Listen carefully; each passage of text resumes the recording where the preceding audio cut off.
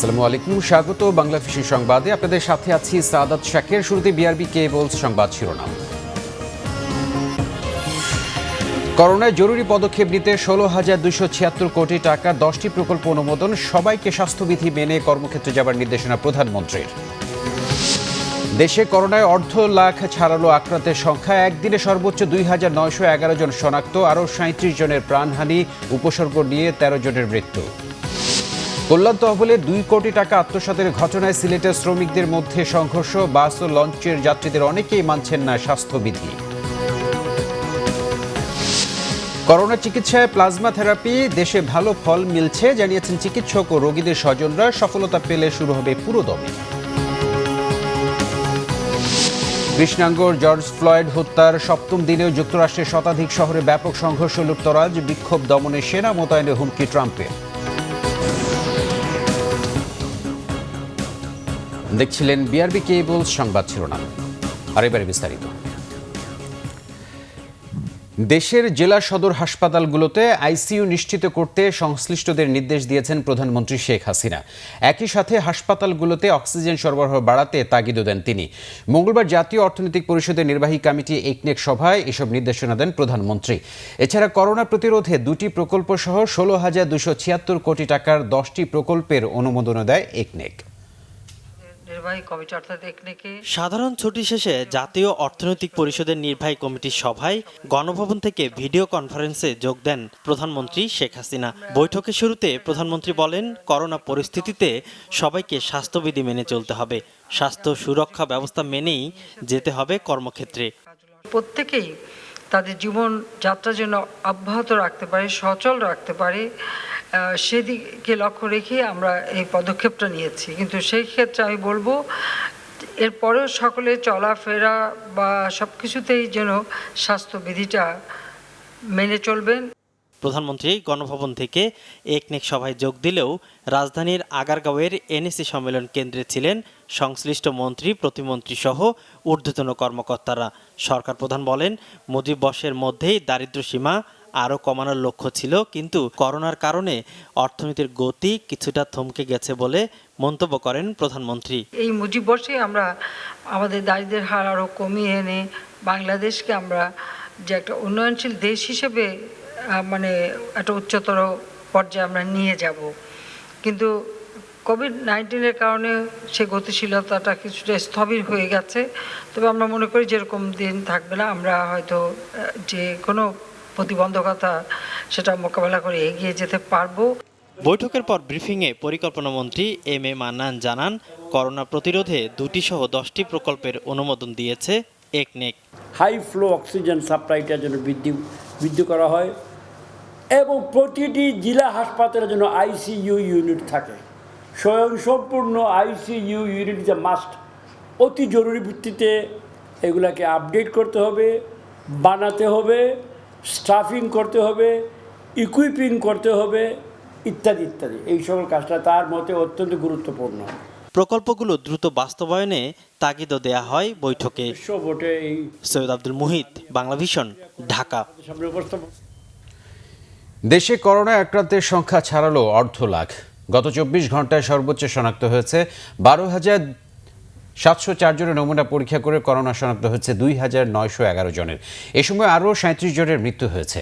এ নিয়ে মোট মারা গেলেন 709 জন। মঙ্গলবার স্বাস্থ্য অধিদপ্তরের নিয়মিত স্বাস্থ্য বুলেটিনে এসব তথ্য জানানো হয়। সাধারণ কাপড়ের মাস্ক করোনা ভাইরাস প্রতিরোধে এখন পর্যন্ত বাংলাদেশে 52,445 জন করোনা রোগী শনাক্ত হয়েছেন। এর মধ্যে সুস্থ হয়ে বাড়ি ফিরেছেন 11,120 জন। 24 ঘন্টায় সুস্থ হয়েছেন 523 জন। যে 37 জন মারা গেছেন তাদের মধ্যে পুরুষ 33 জন ও নারী 4 জন। দেশের 52টি পরীক্ষাগারে গত 24 ঘন্টায় 14,950 জনের নমুনা সংগ্রহ করা হয়েছে। এ পর্যন্ত নমুনা পরীক্ষা হয়েছে 3,33,073টি। যা নমুনা পরীক্ষা হয়েছে তাতে শনাক্ত হয়েছে 2,911 জন এবং এই পর্যন্ত শনাক্ত 52,445 জন। শনাক্তের হার 22.91%। স্বাস্থ্য অধিদপ্তরের মঙ্গলবারের বুলেটিনে আরও জানানো হয় 24 ঘন্টায় আইসোলেশনে নেওয়া হয়েছে 288 জনকে। বর্তমানে সারা দেশে আইসোলেশনে রয়েছেন 6240 জন রোগী। গত 24 ঘন্টায় মৃত্যুবরণ করেছেন 37 জন। এ পর্যন্ত মৃত্যু 709 জন। শনাক্ত বিবেচনায় মৃত্যুর হার 1.35%। সংক্রমণ এড়াতে সাধারণ মানুষকে কাপড়ের মাস্ক ব্যবহারের কথা বলা হয় স্বাস্থ্য বুলেটিনে। সেই সাথে সামাজিক দূরত্ব বজায় এবং হাত ধোয়ার অভ্যাস চালু রাখার কথাও বলা হয়। হাত ধোয়া অভ্যাস বা সামাজিক সিকান্দার দূরত্ব রেমান, বাদ দিয়ে বাংলা ভিশন, ঢাকা। করোনা উপসর্গ নিয়ে চট্টগ্রামে 3 জন, নোয়াখালী, খুলনায় 2 জন, মুন্সিগঞ্জ ও ঝালকাঠিতে 2 জন করে মৃত্যু হয়েছে। এছাড়া ঠাকুরগাঁও, রাজশাহী, পটুয়াখালী ও বরিশালে মোট 4 জনের মৃত্যু হয়েছে। চট্টগ্রামে করোনা উপসর্গ নিয়ে চট্টগ্রাম জেলা আইনজীবী সমিতির সাবেক সভাপতি কবির চৌধুরীর মৃত্যু হয়েছে। দুপুরে চট্টগ্রাম জেনারেল হাসপাতালে চিকিৎসাধীন অবস্থায় মারা যান বর্ষিয়ান এই রাজনীতিবিদ। এর আগে আইসিইউতে উপসর্গ নিয়ে করিমুল্লাহ নামে আরেকজন মারা যান। এ পর্যন্ত চট্টগ্রামে করোনায় মারা গেছেন 77 জন। এছাড়া জেলায় করোনায় নতুন শনাক্ত 208 জন। এদের মধ্যে একজন উপজেলা নির্বাহী কর্মকর্তা সহ 8 চিকিৎসক ও 4 পুলিশ সদস্য রয়েছেন। সিলেটে একদিনে করোনায় মারা গেছেন 4 জন। এদের 3 জন সিলেটের ও 1 জন সুনামগঞ্জের। এছাড়া সিলেটে নতুন করে পুলিশ, চিকিৎসক সহ আরও 49 জনের করোনা শনাক্ত হয়েছে। করোনা উপসর্গ নিয়ে খুলনা মেডিকেল কলেজ হাসপাতালের আইসোলেশনে মারা গেছেন 2 জন। শ্বাসকষ্ট নিয়ে মঙ্গলবার ভোরে যশোরের ঝিকরগাছার ফারুক হোসেন এবং মনিরামপুরের গৃহবধূ তাহমিনের মৃত্যু হয়। সোমবার রাতে করোনা উপসর্গ নিয়ে মুন্সিগঞ্জে 2 জনের মৃত্যু হয়। এরা হলেন চর কিশোরগঞ্জের আব্দুল হান্নান মাতবর ও টঙ্গিবাড়ি উপজেলার কামারখাড়া গ্রামের মতিউর রহমান শিকদার। জেলায় নতুন করে করোনা শনাক্ত হয়েছে 69 জন। নোয়াখালীতে গত 24 ঘন্টায় মারা গেছেন 2 জন। এদের একজন ঢাকায় ও অপরজন বেগমগঞ্জের চৌমুহনীতে মারা যান। করোনায় সকালে ঝালকাঠির সদর উপজেলার নুরুল্লাপুর সরকারি প্রাথমিক বিদ্যালয়ের প্রধান শিক্ষক সাখাওয়াত হোসেন মোল্লা ও নলছিটিতে জামালউদ্দিন হাওলাদার নামে একজনের মৃত্যু হয়েছে।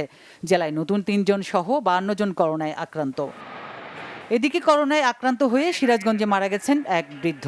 মঙ্গলবার ভোরে এনায়েতপুরে খাজা ইউনুস আলী মেডিকেলে তাঁর মৃত্যু হয়। পটুয়াখালীর কলাপাড়ায় করোনা উপসর্গে পিয়ারা বেগম নামে এক বৃদ্ধার মৃত্যু হয়েছে তার নিজ বাড়িতে। ওই নারীর বাড়ি লকডাউন করেছে স্থানীয় প্রশাসন। সুনামগঞ্জে র্যাবের 16 সদস্য করোনায় আক্রান্ত হওয়ার একদিন পর আরও 5 সদস্য নতুন করে আক্রান্ত হয়েছেন। এদিকে সুনামগঞ্জে করোনা আক্রান্ত এক ইউনিয়ন আওয়ামী লীগ নেতা সিলেট শহীদ শামসুদ্দিন হাসপাতালে মারা গেছেন সোমবার। এটি জেলায় করোনা আক্রান্ত হয়ে প্রথম মৃত্যুর ঘটনা। বরিশালে নতুন করে 45 জন করোনায় আক্রান্ত হয়েছেন। এদিকে ময়মনসিংহে একদিনে সর্বোচ্চ 63 জনের করোনা পজিটিভ পাওয়া গেছে। রাজশাহীতে একদিনে নতুন করে 6 জন করোনায় আক্রান্ত হয়েছে। এর মধ্যে এক শিক্ষানবিশ এএসপি ও একজন ফায়ার সার্ভিস কর্মী রয়েছেন। এদিকে নীলফামারীতে নতুন করে আরও 17 জন ও গোপালগঞ্জে 6 জনের দেহে করোনা শনাক্ত হয়েছে। বগুড়ায় 24 ঘন্টায় নমুনা পরীক্ষার ফলাফলে 2 জন চিকিৎসক, 2 জন নার্স ও 1 জন স্বাস্থ্যকর্মী সহ 35 জনের শরীরে করোনা শনাক্ত হয়েছে। এছাড়া রাঙ্গামাটিতে নতুন করে 7 জন, সাতক্ষীরায় 1 জন ও টাঙ্গাইলে 2 জনের করোনা শনাক্ত হয়েছে। সূচি, বাংলা ভিশন, নিউজ ডেস্ক। টাকা আত্মসাতের ঘটনাকে কেন্দ্র করে সিলেটে দক্ষিণ সুরমায় 2 দল বাস শ্রমিকের সংঘর্ষে পুলিশ সহ অন্তত 20 জন আহত হয়েছে। এদিকে করোনা পরিস্থিতিতে 2 মাসেরও বেশি সময় বন্ধ থাকার পর গণপরিবহন চলছে দেশের বিভিন্ন জায়গায়, তবে বাড়তি ভাড়ায় ক্ষুব্ধ যাত্রীরা।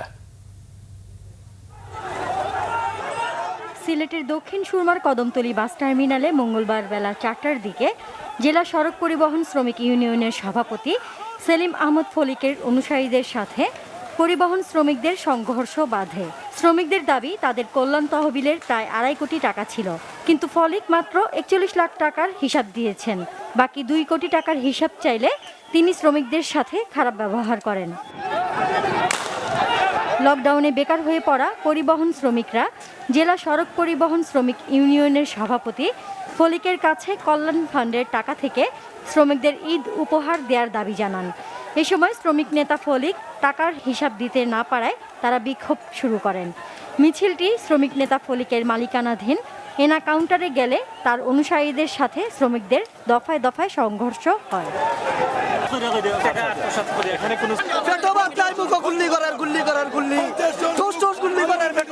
আবার যদি এই ধরনের ধরনের কার্যকলাপ হয় সিলেটের বিভাগের প্রত্যেক শ্রমিক ইউনিয়নের নেতৃবৃন্দ নিয়ে এই প্রতিরোধ করব। পরে খবর পেয়ে পুলিশ ঘটনাস্থলে গিয়ে ফাঁকা গুলি ছুড়ে পরিস্থিতি নিয়ন্ত্রণে আনে। এ সময় শ্রমিক পুলিশ সহ অন্তত 20 জন আহত হন। দুই পার্টির মধ্যে দাওয়া দেওয়া হয়েছে, এই খবর পাইয়ে আমরা সবাই আসছি। আসার পর এখন আর নাই, আমাদের কন্ট্রোলের নিয়ন্ত্রণে আছে। এদিকে 2 মাসেরও বেশি সময় বন্ধ থাকার পর দ্বিতীয় দিনের মতো গণপরিবহন চলছে সারা দেশে। যাত্রী কম নিয়েই চলাচল করছে ঢাকা টাঙ্গাইলের বাস। তবে মহাসড়কে গণপরিবহনের সংখ্যা অনেক কম। স্বাস্থ্যবিধি রক্ষায় পুলিশি নজরদারি থাকায় জরিমানার ভয়ে বাস নামাননি অনেক বাস মালিক। তবে ছোট ছোট যানবাহন দাপিয়ে বেড়াচ্ছে মহাসড়ক। গাজীপুরের বিভিন্ন মহাসড়কেও চলছে সব ধরনের গণপরিবহন। তবে স্বাস্থ্যবিধি মানছেন না অনেক যাত্রী। একসাথে জটলা করে গাড়িতে উঠছেন তারা। এছাড়া অনেকেই ব্যবহার করছেন না মাস্ক সহ স্বাস্থ্য সুরক্ষা সরঞ্জাম। যে নির্দেশনাগুলো দিয়েছে আমরা চেষ্টা করছি যাতে সবাই সেই নির্দেশনাগুলো মেনে চলে। আমরা পরিবহন শ্রমিক যারা আছে তারা যাতে সকলে পিপি এবং তাদের যাতে মাস্ক পরা থাকে। এছাড়া মাস্কবিহীন যে যাত্রী আছে তারা যাতে গণপরিবহনে না চলতে পারে সেই ব্যবস্থাও আমরা রেখেছি। অন্যদিকে বরিশালে স্বাস্থ্যবিধি মেনে লঞ্চ চলাচল শুরু হলেও কেউ মানছেন না শারীরিক দূরত্ব। বিশেষ করে দ্বিতীয় এবং তৃতীয় শ্রেণীর যাত্রীরা এসব নিয়মকানুন মানছেন না। যাত্রীদের অভিযোগ, লঞ্চের সংখ্যা কম হওয়ায় দূরত্ব মানা সম্ভব হচ্ছে না। যাত্রী যেহেতু বেশি, লঞ্চ বেশি থাকলে হয়তো একটু শৃঙ্খলা থাকতো। এখন যে অবস্থাতে শৃঙ্খলা নাই। কি করুন, দূরত্ব জায়গা তো নাই, এই জন্য দূরত্ব বসতে পারি নাই। 3 ফুট ফাঁক বসার তো নিয়ম। এদিকে বিআইডব্লিউটি এর পোর্ট অফিসার জানিয়েছেন, ড্র্যাকের যাত্রীদের টিকিট সংগ্রহের জন্য সদরঘাটের পার্কিং ওয়েতে টিকিট কাউন্টারের ব্যবস্থা করা হয়েছে। এছাড়া যাত্রী তেমন না থাকায় অনেক মালিকই এই পরিস্থিতিতে লঞ্চ চালাতে চাচ্ছেন না। Nazneen Akter, Bangla vision news desk. রাজধানী গণপরিবহনে মঙ্গলবার তেমন ভিড় দেখা যায়নি যাত্রীদের। কঠোর অবস্থানে ছিল পুলিশের ট্রাফিক বিভাগ ও ভ্রাম্যমাণ আদালত। নজরদারি চলছে তারা স্বাস্থ্যবিধি মেনে চলছে কিনা, যত্রতত্র যাত্রী ওঠানামা ও দরজা খুলে রাখা হচ্ছে কিনা। 2 মাসেরও বেশি সময় বন্ধ থাকার পর অর্ধেক আসন খালি রাখার শর্তে সোমবার থেকে সীমিত আকারে চালু হয় গণপরিবহন। 60% ভাড়াও বাড়ানো হয়েছে। রাজধানীতে চলাচল করা গণপরিবহনগুলোতে দেখা যায় সামাজিক দূরত্ব বজায় রেখেই বসেছেন যাত্রীরা। জীবনের ঝুঁকি নিয়ে জরুরি প্রয়োজনেই ঘর থেকে বের হয়েছেন তারা। সাধারণ ছুটি তুলে নেওয়া নিয়েও যাত্রীদের মাঝে দেখা যায় মিশ্র প্রতিক্রিয়া। করোনা পরিস্থিতিতে তো আমরা সম্পূর্ণ 100% ঝুঁকি নিচ্ছি, আর এটা হচ্ছে সরকারের ভুল সিদ্ধান্ত লকডাউন উঠে দেওয়া।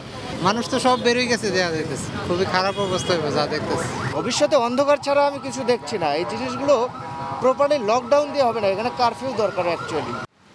মাস্ক ও হ্যান্ড গ্লাভস পরেছেন বাসের চালক ও সহকারীরা। অনেক বাসে রয়েছে জীবাণুনাশক স্প্রের ব্যবস্থা। তবে ট্রাফিকের দেয়া 9টি নির্দেশনার একটিও যাতে কেউ অমান্য করতে না পারে সেজন্য তৎপর রয়েছে আইনশৃঙ্খলা বাহিনী। আমরা যে সচেতন করছি মাইকিংয়ের মাধ্যমে, আর ইন্টারসেকশনের আশপাশে যে গাড়িগুলো আসছে সেগুলো যদি গেট খোলা থাকে সেক্ষেত্রে আমরা গেট ওপেনের মামলা দিচ্ছি, অথবা যদি যাত্রী যত্রতত্র ওঠানামা করে সেক্ষেত্রেও আমরা তাদেরকে প্রসিকিউশন দিচ্ছি।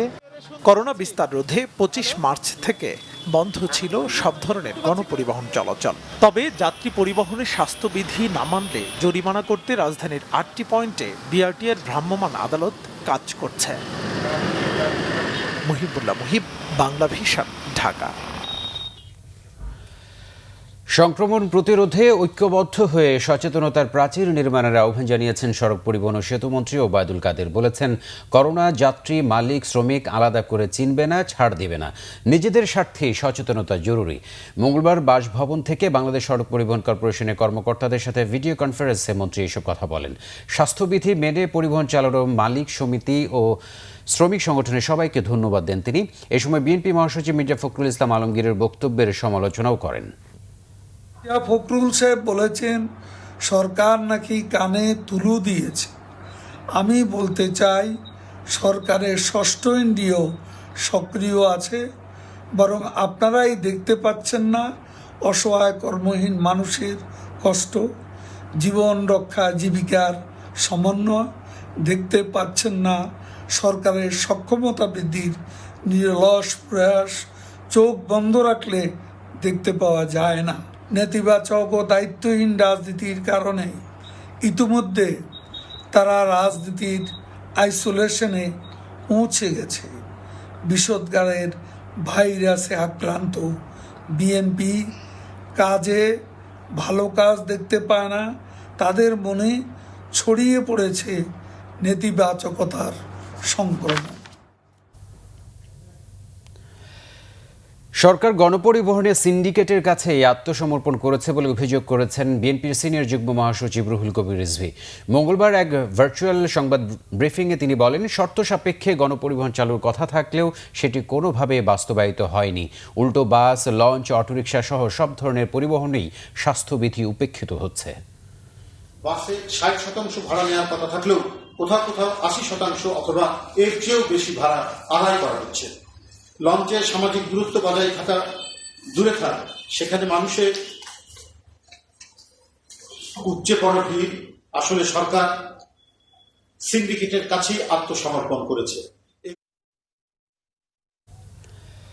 করোনায় আক্রান্তদের চিকিৎসায় প্লাজমা থেরাপিতে প্রাথমিকভাবে ভালো ফল মিলছে বলে জানিয়েছেন চিকিৎসক ও রোগীর স্বজনরা। দেশে প্লাজমা থেরাপি প্রয়োগ সংক্রান্ত বিশেষজ্ঞ কমিটির প্রধান ডাক্তার মহিউদ্দিন আহমেদ খান জানিয়েছেন, আপাতত এই চিকিৎসার পরীক্ষামূলক প্রয়োগ করা হচ্ছে। সফলতা পাওয়া গেলে করোনা ভাইরাস রোগীদের চিকিৎসায় এটি পুরোদমে শুরু করা হবে। মানুষের রক্তের জলীয় অংশকে বলা হয় প্লাজমা বা রক্তরস। রক্তের মধ্যে প্রায় ৫৫ ভাগই থাকে হলুদাভ রঙের এই প্লাজমা। করোনা আক্রান্ত হওয়ার পর পুরোপুরি সুস্থ ব্যক্তিদের শরীরে এক ধরনের অ্যান্টিবডি বা রোগ প্রতিরোধ ক্ষমতা তৈরি হয়। তাদের শরীর থেকে প্লাজমার মাধ্যমে সংগ্রহ করা এই অ্যান্টিবডি করোনা আক্রান্ত ব্যক্তির দেহেও রোগ প্রতিরোধ ক্ষমতা তৈরি করে। ফলে বিশ্বের অনেক দেশের মতো ঢাকা মেডিকেল কলেজ হাসপাতালে দেয়া হচ্ছে প্লাজমা থেরাপি।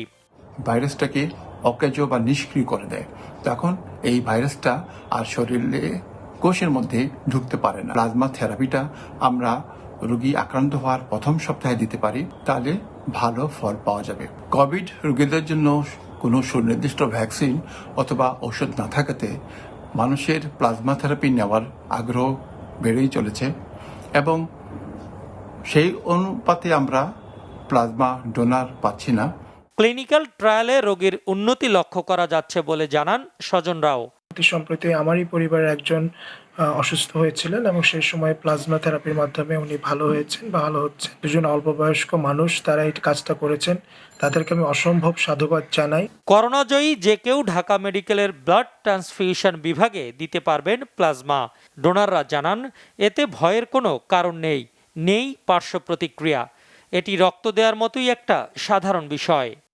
আমি একটু কনফিউজ ছিলাম, কারণ আমি আগে কোনদিন রক্ত বা প্লাজমা দেইনি। রক্ত দেওয়ার পর আমরা এখন সুস্থ সবল আছি এবং আরও গুরুত্বপূর্ণ বিষয় হলো যে আমরা যখন জানতে পারি যে আমাদের ডোনেশনের মাধ্যমে আমাদের রোগী আস্তে আস্তে সুস্থ হয়ে উঠছে, তখন আমরা আসলে অনেক খুশি বোধ করি। আমরা যারা করোনা থেকে রিকভার করেছি এবং ফিজিক্যালি ফিট আছি, আমাদের সবার উচিত প্লাজমা ডোনেট করা।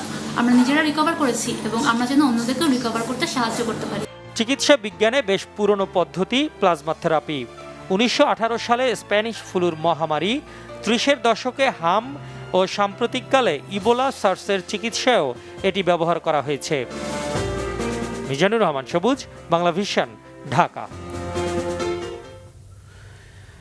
করোনার কারণে বিশ্ববাজারে তেলের দাম কমলেও বাংলাদেশ সেই সুবিধা থেকে বঞ্চিত হচ্ছে। কারণ হিসেবে বিদ্যুৎ ও জ্বালানি প্রতিমন্ত্রী নসরুল হামিদ বলেছেন, তেল মজুদের ট্যাঙ্ক স্বল্পতার কারণে বাংলাদেশ এই সুবিধা নিতে পারছে না। জ্বালানি বিশেষজ্ঞরা বলছেন, এতদিনেও মজুদের সক্ষমতা বাড়াতে পারেনি বাংলাদেশের জন্য এটা খুবই দুঃখজনক। বিশ্বজুড়ে করোনা ভাইরাসের কারণে ঘর থেকে বের হতে পারছে না মানুষ। বিভিন্ন দেশে বন্ধ হয়ে গেছে যান চলাচল। এ কারণে ব্যাপক চাহিদা কমেছে জ্বালানি তেলের। বর্তমানে বিশ্ববাজারে অপরিশোধিত জ্বালানি তেলের দাম $35 বেশি, যা গত 20 বছরে আন্তর্জাতিক বাজারে তেলের সর্বনিম্ন দাম।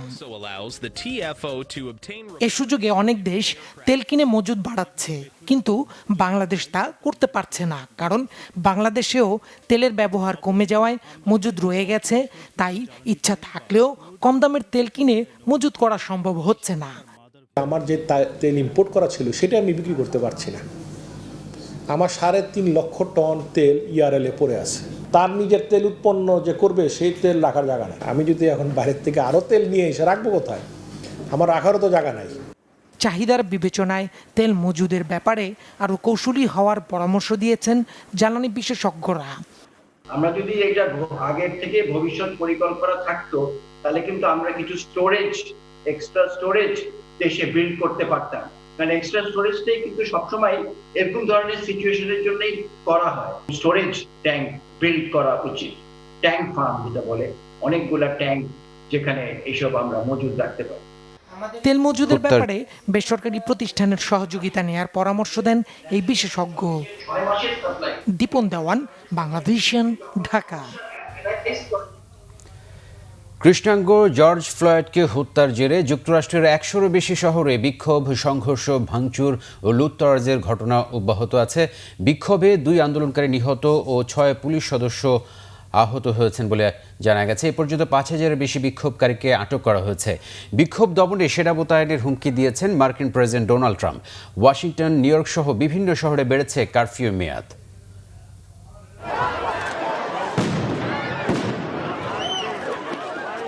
ট্রাম্প প্রশাসনের নানা হুমকি ধামকি সত্ত্বেও থামছে না যুক্তরাষ্ট্রব্যাপী চলা আন্দোলন সংগ্রাম। বিক্ষোভ ছড়িয়ে পড়েছে ১০০-এর বেশি শহরে। রাস্তায় রাস্তায় বিক্ষোভ, আগুন, সংঘর্ষ ও দোকানপাটে লুটতরাজ চলছেই। সোমবার রাতে টিয়ার গ্যাস ছুড়ে হোয়াইট হাউসের সামনে থেকে বিক্ষোভকারীদের সরিয়ে দেয় পুলিশ ও ন্যাশনাল গার্ড সদস্যরা। মঙ্গলবার সকালে আবারও বিক্ষোভকারীরা হোয়াইট হাউসের সামনে অবস্থান নিয়ে আন্দোলন অব্যাহত রেখেছে। বিক্ষোভকারীদের সরাতে সামরিক হেলিকপ্টার থেকে শক্তিশালী বাতাস ও ময়লা আবর্জনা নিক্ষেপ করা হয়। এছাড়া New York, Los Angeles, Denver, Atlanta, Las Vegas সহ দেশটির ১০০-এর বেশি শহরে চলছে বিক্ষোভ ও সংঘর্ষ। আন্দোলন থামাতে ওয়াশিংটন, নিউ ইয়র্ক সহ বিভিন্ন শহরে কারফিউর মেয়াদ বাড়ানো হয়েছে। বিক্ষোভ দমাতে আটলান্টায় ৩৫০ আন্দোলনকারীকে আটক করা হয়েছে।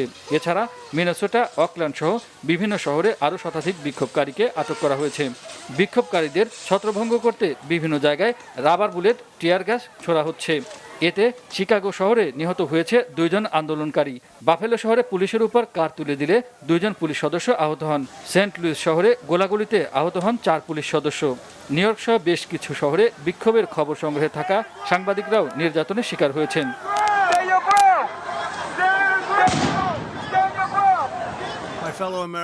এদিকে সোমবার রাতে হোয়াইট হাউসে দেয়া বক্তব্যে প্রেসিডেন্ট ডোনাল্ড ট্রাম্প বিভিন্ন রাজ্যের গভর্নরদের কঠোর পদক্ষেপে বিক্ষোভ দমনের নির্দেশ দেন।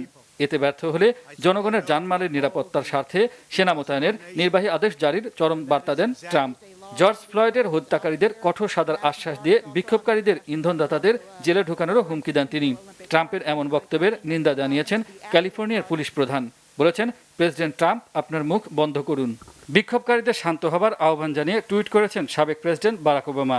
উচ্চশিক্ষার মাধ্যমে নিজের অবস্থান শক্ত করার পাশাপাশি ব্যালটের মাধ্যমে এই অবিচারের জবাব দিতে বলেছেন তিনি। আন্দোলনে শক্তি প্রয়োগের নিন্দা জানিয়ে তা বন্ধের আহ্বান জানিয়েছে ইউরোপীয় ইউনিয়ন ও ইরান। এছাড়া ঘানার প্রেসিডেন্ট আন্দোলনকারীদের প্রতি সহমর্মিতা প্রকাশ করেছেন। দায়িত্ব পালনের সময় আইনশৃঙ্খলা বাহিনীর সাংবাদিক নির্যাতনের ঘটনার নিন্দা করেছে যুক্তরাষ্ট্রের committee to protect journalist CPJ, অস্ট্রেলিয়ার পররাষ্ট্রমন্ত্রী মেরি স্পেইন। যুক্তরাষ্ট্রের আন্দোলনকারীদের সাথে একাত্মতা প্রকাশ করে শান্তিপূর্ণ সমাবেশ হয়েছে Paris, Amsterdam, London, Berlin, Rio de Janeiro সহ বিশ্বের বিভিন্ন বড় বড় শহরে। ইমরুল কায়েস, বাংলাভিশন, ঢাকা। তথ্যমন্ত্রী হাসান মাহমুদ বলেছেন, আমেরিকার মানবাধিকার পরিস্থিতি কত খারাপ তা এখন সেখানকার পরিস্থিতি দেখলেই বোঝা যায়। মঙ্গলবার সচিবালয়ে সাংবাদিকদের সাথে আলাপকালে মন্ত্রী বলেন, বাংলাদেশে পান থেকে চুন খসলেই আমেরিকায় বিবৃতি দেয়, মানবাধিকার নিয়ে কথা বলে। কিন্তু নিজের দেশের যে কি অবস্থা, কৃষ্ণাঙ্গদের উপর হামলার ঘটনা থেকে তা বোঝা যায়।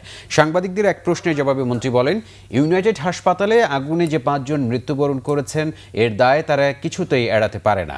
করোনা পরিস্থিতিতে বেসরকারি হাসপাতালগুলোর অব্যবস্থাপনা ও অবহেলার ঘটনায় সরকার অবশ্যই ব্যবস্থা নেবে। যেসব হাসপাতাল এ সময় রোগীদের সেবা না দিয়ে ফিরিয়ে দিচ্ছেন, রাস্তায় রাস্তায় ঘুরে রোগীদের মারা যাচ্ছে, তারা শাস্তিযোগ্য অপরাধ করছে বলে মনে করেন মন্ত্রী। সরকার যেটি চেষ্টা করছে সবাইকে ওয়ার্ন করে তারা যাতে যে কাজটি অবহেলার কাজটি করছে সেটি থেকে ফিরে এসে মানুষকে স্বাস্থ্যসেবা দেয়।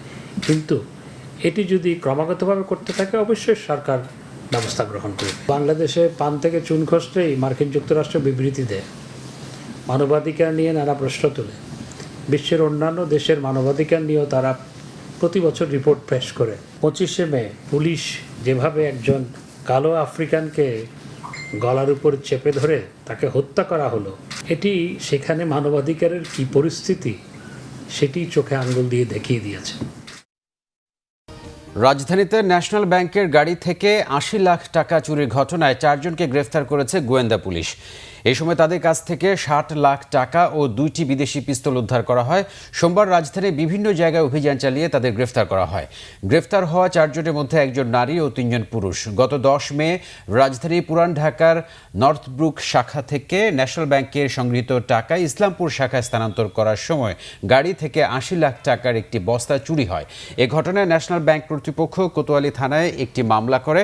ঘটনায় ডিবি পুলিশ ঘটনাস্থল ও আশেপাশের সিসিটিভি ফুটেজ পর্যালোচনা করে আসামি শনাক্ত ও গ্রেফতার করেন। ঢাকা দক্ষিণ সিটি কর্পোরেশনের রন্ধ্রে রন্ধ্রে দুর্নীতি মন্তব্য করেছেন মেয়র ব্যারিস্টার শেখ ফজলিন তাপস। এই দুর্নীতির লেশও থাকবে না বলে প্রত্যয় ব্যক্ত করেন তিনি। মঙ্গলবার নগর ভবনে প্রথম কর্পোরেশন সভায় তিনি এসব কথা বলেন। ঢাকাবাসীকে দেয়া ওয়াদা পূরণে কাউন্সিলররাই তার পথ চলার প্রধান সঙ্গী উল্লেখ করে মেয়র তাপস বলেন, কর্পোরেশনের সকল কাজে তাদেরকে সম্পৃক্ত করা হবে। মশা নিয়ন্ত্রণ, বর্জ্য ব্যবস্থাপনা, যানজট জলাবদ্ধতা নিরসন, রাস্তাঘাট উন্নয়ন ও অবৈধ দখলমুক্তকরণ কাজে কাউন্সিলরদের সক্রিয় সহায়তা কামনা করেন। নগরবাসীর সুযোগ সুবিধা বৃদ্ধিতে যৌক্তিকভাবে নতুন নতুন আয়ের খাত সৃষ্টি করার ঘোষণাও দেন মেয়র তাপস। তবে নাগরিকদের উপর কোনো কর বৃদ্ধি হবে না বলেও উল্লেখ করেন তিনি। করোনায় আক্রান্তদের মরদেহ দাফন করে আলোচিত কাউন্সিলর মাকসুদুল আলম খন্দকার খোরশেদকে সস্ত্রীক হাসপাতালে চিকিৎসাধীন থাকলেও চলছে তার টিমের কাজ। করোনা আক্রান্ত কাউন্সিলর খোরশেদ ও তার স্ত্রী রাজধানী স্কয়ার হাসপাতালে চিকিৎসাধীন রয়েছেন। কাউন্সিলর খোরশেদ টেলিফোনে জানান, তার স্ত্রীর শ্বাসকষ্ট থাকলেও সোমবার থেকে অক্সিজেন ছাড়াই শ্বাস প্রশ্বাস নিতে পারছেন। তিনি নিজেও বর্তমানে ভালো আছেন বলেও জানান। এদিকে হাসপাতাল থেকেই করোনায় মৃতদের সমাহিত করার কার্যক্রম তদারকি করছেন কাউন্সিলর খোরশেদ। করোনায় মৃতদের লাশ রেখে যখন স্বজনরা পালিয়েছে, তখন কাউন্সিলর খোরশেদ ও তার টিমের সদস্যরা মৃত্যুর ঝুঁকি নিয়ে একের পর এক লাশ দাফন করেছেন। এ পর্যন্ত তারা ৬৫ জনের লাশের দাফন করেন। করোনা ভাইরাসে আক্রান্ত সাবেক স্বাস্থ্যমন্ত্রী মোহাম্মদ নাসিমের শারীরিক অবস্থা কিছুটা স্থিতিশীল বলে জানিয়েছেন তার ছেলে তানভীর শাকিল জয়। বাংলাভিশনকে কথা জানান তিনি। তবে জয় বলেন, তার বাবার জন্য পরবর্তী ৪৮ ঘন্টা ঝুঁকিপূর্ণ। চিকিৎসকরা তাকে নিবিড় পর্যবেক্ষণে রেখেছেন। এদিকে মোহাম্মদ নাসিমকে আইসিইউতে রেখে অক্সিজেন দেওয়া হচ্ছে বলে জানান চিকিৎসকরা। মোহাম্মদ নাসিম জ্বর ও শ্বাসকষ্ট নিয়ে সোমবার হাসপাতালে ভর্তি হন। রাজধানীর শ্যামলীর বাংলাদেশ স্পেশালাইজড হাসপাতালে চিকিৎসাধীন তিনি। তার সুস্থতার জন্য দেশবাসীর কাছে দোয়া চেয়েছেন স্বজনরা। ডাক বিভাগের কৃষক বন্ধু ডাক সেবার মাধ্যমে রাজশাহী থেকে প্রান্তিক চাষি ও ক্ষুদ্র ব্যবসায়ীদের আম ঢাকায় আনা হবে সরকারি খরচে। আজ পুঠিয়া থেকে এর উদ্বোধন করা হয়েছে। রাজশাহী সেন্টারে ভিডিও কনফারেন্সের মাধ্যমে এর উদ্বোধন করেন ডাক, টেলিযোগাযোগ ও তথ্য প্রযুক্তি মন্ত্রী মোস্তফা জব্বার। উপস্থিত ছিলেন রাজশাহী জেলা প্রশাসক হামিদুল হক, রাজশাহী কৃষি সম্প্রসারণ অধিদপ্তরের উপপরিচালক শামসুল হক, রাজশাহী ডাক বিভাগের পরিচালক রশিদ কুমার শীল। এখন থেকে প্রতিদিন রাজশাহী জেলার প্রান্তিক কৃষকরা কৃষি অফিস ও ডাক বিভাগের মাধ্যমে বিনামূল্যে আম ঢাকায় পাঠাতে পারবেন। এদিকে চাঁপাইনবাবগঞ্জের গমস্তাপুরে আনুষ্ঠানিকভাবে আম কেনাবেচার উদ্বোধন করা হয়েছে। উপজেলার রোহনপুরে আমবাজার এলাকায় এর উদ্বোধন করা হয়। মংলায় পানি উন্নয়ন বোর্ডের কয়েকটি প্রকল্পে ব্যাপক অনিয়মের অভিযোগ উঠেছে। স্থানীয়দের অভিযোগ, বোর্ডের কিছু দুর্নীতিবাজ কর্মকর্তা আর ঠিকাদারের অনিয়মের কারণে সরকারের উন্নয়নের সুফল পাচ্ছেন না তারা। মংলা প্রতিনিধি জসিমউদ্দিনের রিপোর্ট। ভাঙ্গনে মোংলার হুলদিবুনিয়া উচ্চ বিদ্যালয়ে একটি ভবনের বেশিরভাগ নদীগর্ভে বিলীন হয়ে গেছে। হুমকির মুখে রয়েছে মূল ভবনটিও। এই অবস্থায় ভাঙ্গন রোধে ১,২৪ লাখ টাকায় জিও ব্যাগ দিয়ে ভরাটের কাজ শুরু করে ডন কর্পোরেশন নামে একটি ঠিকাদারি প্রতিষ্ঠান। কিন্তু শুরুতে জিও ব্যাগে বালুর বদলে মাটি ভরাটের অভিযোগ ওঠে ঠিকাদারি প্রতিষ্ঠানের বিরুদ্ধে। আবার একই সংস্থার অধীনে মোংলা রামপালে চলছে ৮৪টি খাল খননের কাজ। ওইসব খাল খননে মাটি কাটার বদলে স্কেভেটার দিয়ে শুধু খালের দুপাশ লেভেল করে দেওয়া হয়েছে বলে অভিযোগ উঠেছে।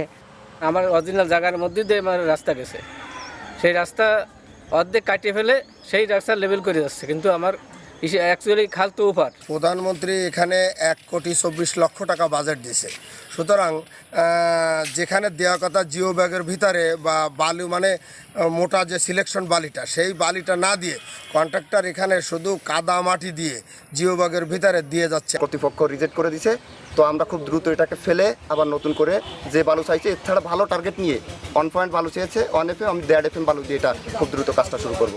পানি উন্নয়ন বোর্ডের নির্দেশের পরও ঠিকাদারি প্রতিষ্ঠান জিও ব্যাগে ভরাট করা মাটি পরিবর্তন করেনি। তবে সব অনিয়মের বিরুদ্ধে ব্যবস্থা নেওয়ার আশ্বাস দিয়েছেন পানি উন্নয়ন বোর্ডের নির্বাহী প্রকৌশলী। এ বিষয়ে আমরা কন্ট্রাক্টরকে বলেছি এবং আমার স্পেসিফাইড বালি আনার জন্য আমরা বলছি। আমরা যখন আসছি আমাদের রেফার আসেন সাইটে এবং তাদেরকে বলেছি যে এইটা হয়ে থাকে সম্পূর্ণ বালি আমাদের খালি করতে হবে এবং স্পেসিফাইড বালু এনে কাজ করতে হবে। বিভিন্ন প্রকল্পের অনিয়ম ঠেকাতে সরকারের কঠোর নজরদারি চায় সাধারণ মানুষ। Bangla vision news desk. ঝিনাইদহে লিচু রক্ষায় ব্যবহার করা হচ্ছে কারেন্ট জাল, যাতে নিধন হচ্ছে অসংখ্য পাখি। এগুলো বন্ধে ব্যবস্থা নেওয়ার দাবি পরিবেশবাদীদের। আসিফ ইকবাল মাখনের রিপোর্ট। কারেন্ট জালে আটকে ছটফট করছে বন্টিয়া ও শালিক। দৃশ্যটি ঝিনাইদহের শৈলকুপা উপজেলার ত্রিবেণী ইউনিয়নের কুঠিপাড়া গ্রামের লিচু ক্ষেতে। লিচু রক্ষায় কারেন্ট জাল দিয়ে ক্ষেত ঘিরে রাখা হয়েছে, আর সেখানে আটকা পড়ছে টিয়া, শালিক, বুলবুলি, দৈরাজ, ঘুঘু সহ নানা প্রজাতির পাখি। চামচিকাও আটকাচ্ছে এসব জালে। কিছু পাখি মরে যাচ্ছে, আবার কোনো কোনো পাখি খেয়ে ফেলা হচ্ছে। জাল দেয় এই ফলটা ঠেকানোর জন্যে, ফলটা না ঠেকালে মানে সবই নিয়ে খাইয়ে ফেলে ওরা। হয়তো 2-1টা পাখি বেঁধেছে, তাদের ফলের বাগান, লিচুর বাগান, এটা হচ্ছে রক্ষা করার জন্য আমরা টাঙাইছি। এই পাখিগুলো কি করে? এইগুলো করে যে খায়, মারাও যায় বা দেখা যাচ্ছে কিছু উড়িয়েও চলে যায়। আচ্ছা, রক্ষা করা জাল পাতা হইল ওই বাগান রক্ষা করার জন্য। কারেন্ট জালে পাখি নিধন পরিবেশের জন্য অশনি সংকেত বলে মনে করেন পরিবেশবাদী ও কৃষিবিদরা। পাখির উপকার, পরিবেশ এবং জীববৈচিত্র্য সংরক্ষণে গুরুত্বপূর্ণ বিধায় আজকে সরকার এই পাখি নিধন নিষিদ্ধ করেছে। আড়ালে গোপনে এই বাগান মালিকরা এই কারেন্ট জাল ব্যবহার করে পাখি নিধন করছে, যেটা সম্পূর্ণ অবৈধ এবং অন্যায়। পাখি মেরে ফেললে যে ওরা যে পোকামাকড় খেত, সেই পোকামাকড়গুলো খাওয়ার জন্য আর কেউ থাকবে না, ফলে পোকার সংখ্যা বেড়ে যাবে। তখন আমাদের অধিক পরিমাণে কীটনাশক ব্যবহার করতে হবে, এতে আমাদের পরিবেশ নষ্ট হবে এবং কৃষকদের উৎপাদন খরচও বেড়ে যাবে। পাখি নিধন বন্ধে ব্যবস্থা নেওয়ার আশ্বাস দিয়েছেন জেলা প্রশাসক। স্থানীয় চেয়ারম্যানকে এবং মেম্বারকে ফোন করেছি, মেম্বারকে দেখতে দিয়েছি এবং ওই ব্যক্তির সাথে যোগাযোগ করেছি। উনি বলেছেন জাল সরিয়ে ফেলেছেন, না সরালেও আমরা চেয়ারম্যান মেম্বারের মাধ্যমে এটি সরাবো এবং প্রাকৃতিক বন্যপ্রাণী যারা আছে তাদের স্বাস্থ্য এবং তাদের বিচরণস্থল অবাধ রাখবো। পাখি নিধন বন্ধ করা না গেলে জীববৈচিত্র্য হুমকির মুখে পড়বে বলে মনে করেন সচেতন মহল। Bangla vision news desk. Khan Khan Teesta পারে জমিগুলো সেজেছে ভুট্টার গালিচায়। সেচ সহ সঠিক পরিচর্যায় অন্যান্য বছরের তুলনায় এবছর বেশি জমিতে চাষ হয়েছে এই ফসল। কৃষি উন্নয়ন কর্পোরেশনের সৌর বিদ্যুতের কল্যাণে কৃষকরা দেখছেন আশার আলো। চরের মাঠ জুড়ে বাতাসে দোল খাচ্ছে ভুট্টার সবুজ পাতা, আর এর সাথে মিশে আছে ঘামঝরা রোদে পোড়া কৃষকের হাসি।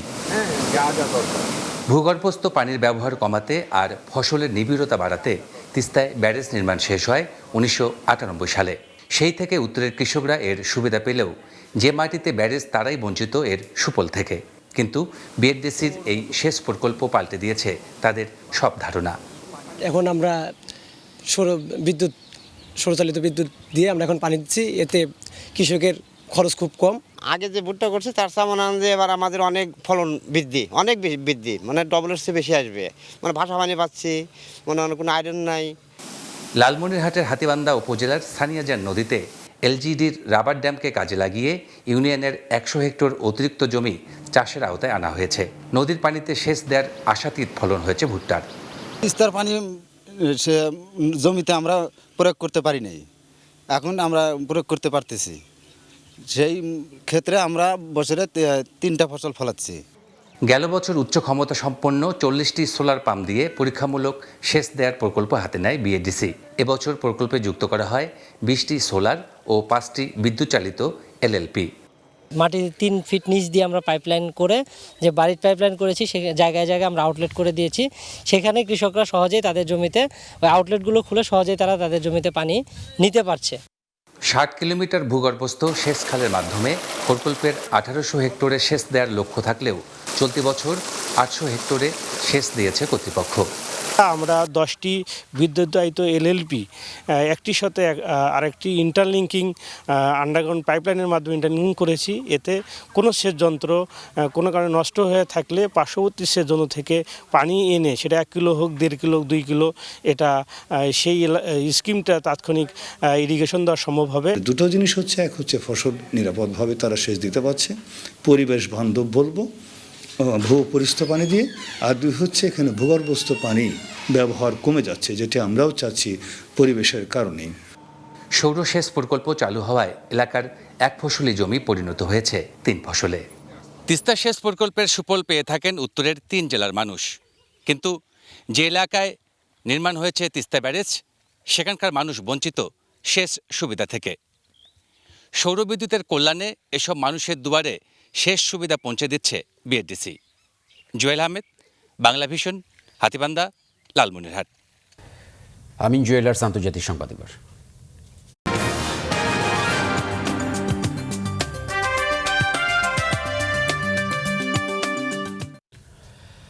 করোনা ভাইরাস মহামারীর কারণে এবছর হজ যাত্রা বাতিল করেছে বিশ্বের সর্বাধিক মুসলিম অধ্যুষিত দেশ ইন্দোনেশিয়া।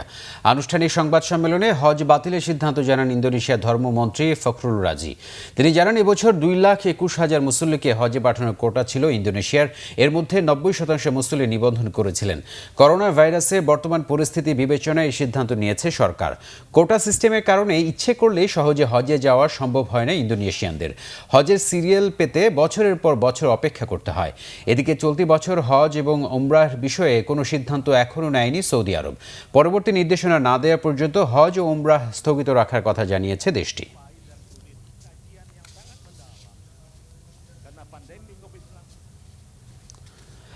করোনা ভাইরাসে বিশ্বজুড়ে মৃতের সংখ্যা বেড়ে 3,78,000 ছাড়িয়ে গেছে। আক্রান্ত 64,19,000-এর বেশি আর সুস্থ হয়েছেন 29,41,000-এর বেশি মানুষ। করোনায় মৃত্যুর সারণীতে এখনও শীর্ষে থাকা যুক্তরাষ্ট্রে গত কয়েক ঘন্টায় মারা গেছে 425 জন। মঙ্গলবার 24 ঘন্টায় কমপক্ষে 730 জন মারা যান। এতে দেশটিতে মোট মৃতের সংখ্যা বেড়ে দাঁড়িয়েছে 1,07,000-এর বেশি। আর করোনায় মোট আক্রান্ত 18,65,000-এর বেশি মানুষ। মঙ্গলবার কয়েক ঘন্টায় ব্রাজিলে মারা গেছে 106 জন। সেখানে মোট প্রাণহানি হয়েছে 30,152 জনের। আক্রান্ত 5,31,000-এর বেশি।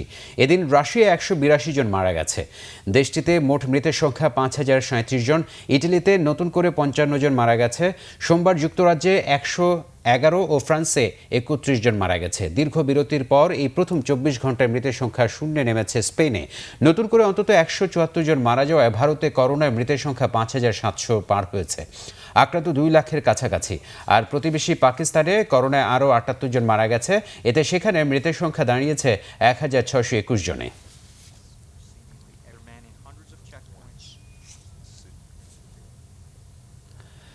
ক্লেমন খেলার সংবাদ এবার।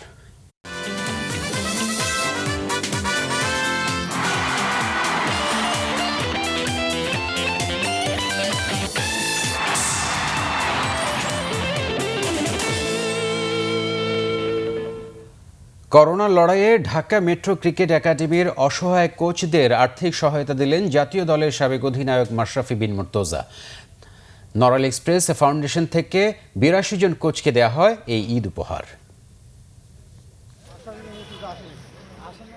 মহামারী করোনায় প্রায় 2 মাস কোচিং কার্যক্রম নেই বিসিবি তালিকাভুক্ত ঢাকা মেট্রো ক্রিকেট একাডেমিগুলোর।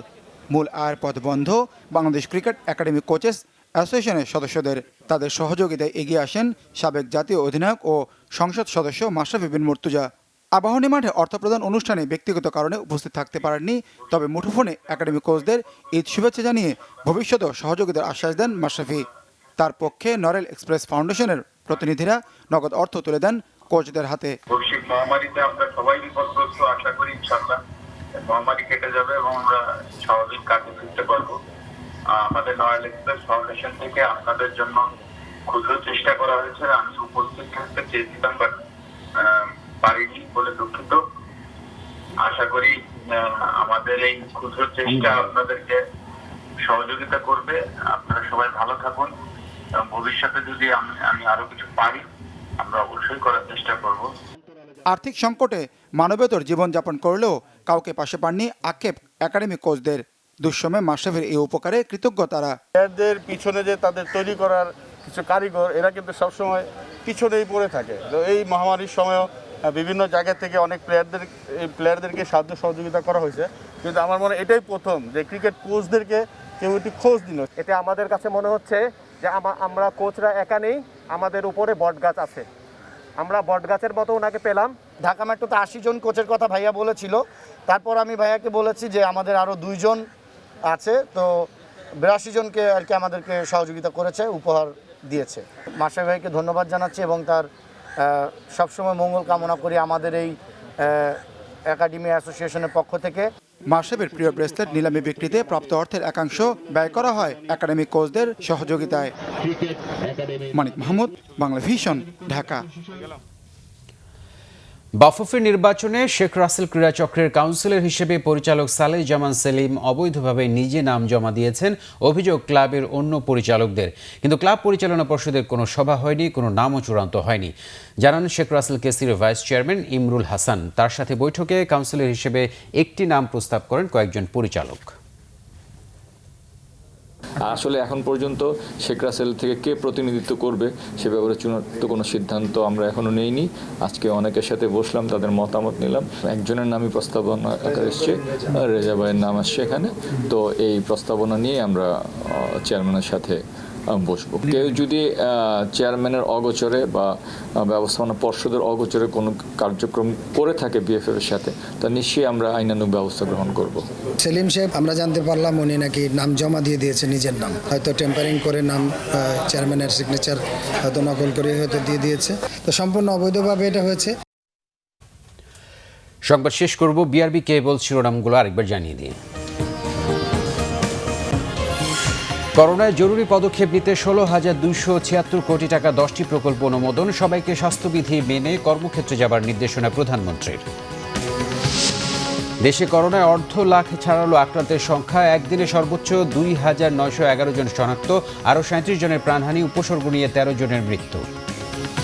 কল্যাণ তহবিলে 2 কোটি টাকা আত্মসাতের ঘটনায় সিলেটে শ্রমিকদের মধ্যে সংঘর্ষ। বাস ও লঞ্চের যাত্রীদের অনেকেই মানছেন না স্বাস্থ্যবিধি।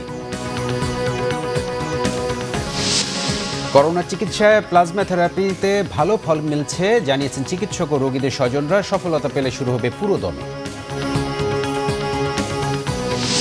কৃষ্ণাঙ্গ জর্জ ফ্লয়েড হত্যার 7ম দিনেও যুক্তরাষ্ট্রের শতাধিক শহরে ব্যাপক সংঘর্ষ, লুটতরাজ, বিক্ষোভ দমনে সেনা মোতায়েনের হুমকি ট্রাম্পের। এই ছিল এখনকার মতো। পরের সংবাদ দেখার আমন্ত্রণ রইল। এছাড়া বাংলা ভিশন সংবাদ ও সংবাদ সংশ্লিষ্ট অনুষ্ঠান দেখতে লগ ইন করুন facebook.com/বাংলাভিশনে এবং সাবস্ক্রাইব করুন youtube.com/বাংলাভিশন নিউজ। ধন্যবাদ এতক্ষণ সাথে থাকার জন্য।